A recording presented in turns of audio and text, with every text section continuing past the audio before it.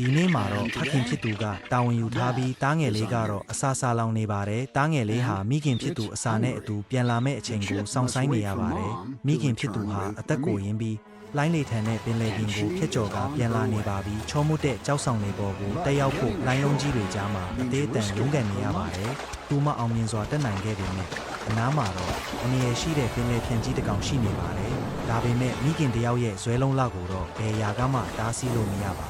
ဘူးဝမ်းပိုက်ထဲမှာအစာတွေပြင်းနေမှုမဆောက်တဲ့ကြောက်ဆောင်လန်းကိုဖြည်းဖြည်းချင်းတက်နေရပါတယ်ချွန်ထက်တဲ့ခြေသေးတွေနဲ့နှုတ်တီးကိုအသုံးပြုပြီးဟန်ချက်ညီညီတက်လန်းနေပါတယ်ကြောက်ခတ်ပင်ကွင်းမလေးဟာအခုဆိုရင်သူမရဲ့အဖော်ကိုထောင်ပေါင်းများစွာသောပင်ကွင်းတွေကြားထဲမှာရှာဖွေရတော့မှာပါရုပ်ချင်းစင်တူလာတဲ့ပင်ကွင်းအုပ်စုကြီးထဲမှာသူမရဲ့အဖော်ကိုဘလို့ရှာမလဲဖခင်ဖြစ်သူရဲ့ထူးခြားတဲ့အော်မီတန်ကသူမကိုလမ်းညွှန်ပေးပါလိမ့်မယ်အဲ့ဒီအတန်နောက်ကိုသူမရည်ရချက်ရှိလိုက်သွားပါတယ်နောက်ဆုံးမှာအားတော့သူတို့နှစ်ဦးပြန်လဲဆုံစည်းနိုင်ခဲ့ကြပါပြီဒီလိုခက်ခဲတဲ့